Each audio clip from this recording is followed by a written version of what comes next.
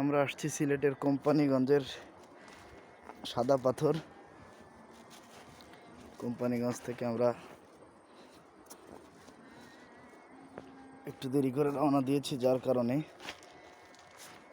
সন্ধ্যা হয়ে আসছে, প্রায় আসরের আজান দিচ্ছে। এদিকে ছোট ভাই ইমাম জুতার ব্যাগ হাতে নিয়ে সামনে হাঁটছে।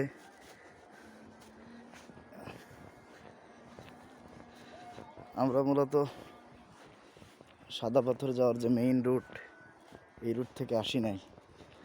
মেইন রুট দিয়ে না এসে আমরা দয়ার বাজার হয়ে ভিতর দিয়ে রাস্তা সেদিক দিয়ে আসা যায়। আমরা প্রায়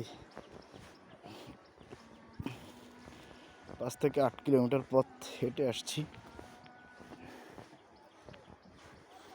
এখন এক পাশ থেকে অন্য পাশে যাওয়ার চেষ্টা করতেছি। চারিদিকে পাহাড়, সাদা পাথর, বালু। হ্যাঁ, আসলে প্রাকৃতিক সৌন্দর্যের এক অপরূপ লীলাভূমি আমাদের এই বাংলাদেশ। হ্যাঁ, ওই দিকটা স্থানীয় এক ভাইয়ের কাছে জিজ্ঞাসা করলাম, উনি বললেন ওই দিকটা আসলে চেরাপুঞ্জি। আমাদের আসলে অনেক পথ হেঁটেছি তো, হাঁটতে খুব কষ্ট হচ্ছে। তারপর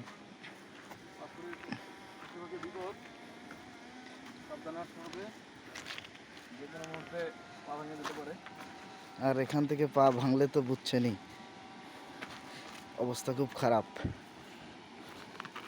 আশেপাশে হাসপাতালও নাই, তারপর যাতায়াতেরও খুব একটা সুবিধা না।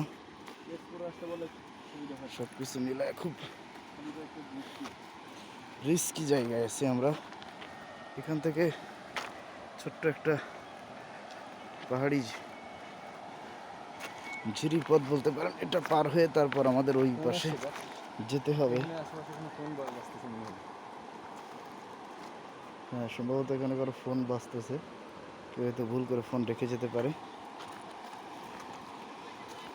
আপনি গান শুনছেন না? হ্যাঁ, সাউন্ড পেলাম।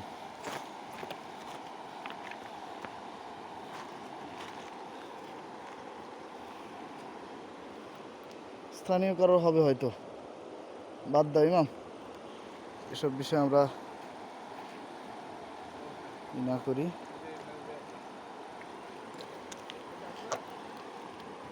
আমরা এই যে স্থানীয় এক ভাই, উনি হচ্ছে হাত দিয়ে মাছ ধরছেন, তো উনি হচ্ছে মাছ ধরে নিয়ে যাচ্ছি ইমাম সামনে। ভাই, মাছটা একটু দেখেন তো, কি মাছ ধরলেন? যে উনি মাছ ধরছে আর কি। আহা, চলে গেল একটা মাছ, দেখাইতে চলে গেল। উনি আবার এটাকে ধরছেন, চলে গেল আমাদের জন্য। আমরা দুঃখিত ভাই, মাছটা চলে গেল আমাদের। মুরব্বি চাচা যাইতে পারেন নাই, চাচা যাইতে পারেননি। চাচা চেষ্টা করছিলাম ওই পাশে যাওয়ার, কিন্তু চাচা সাহস করেননি।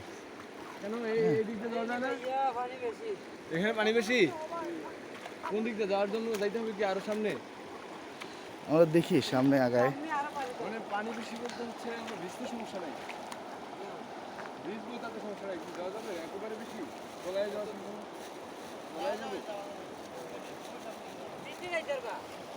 ভিজলে আমরা তো ভিজেই যাইতে চাই, তাতে সমস্যা নেই ভাই, স্রোতে ভাষায় নিয়ে যাবে না তো ভাই?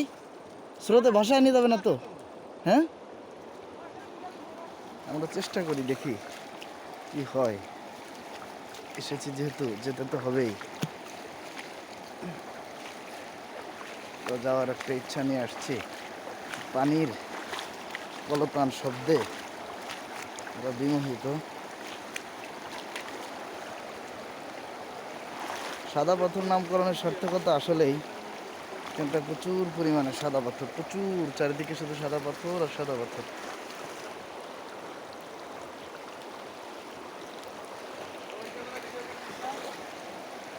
আমরা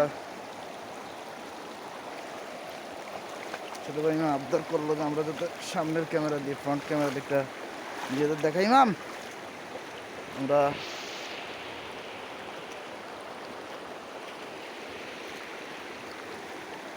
ধন্যবাদ। এই পর্যন্তই। আমরা চেষ্টা করি, দেখি স্রোত পাড়ি দিয়ে কীভাবে যাওয়া যায়। দোয়া রাখবেন আমাদের জন্য।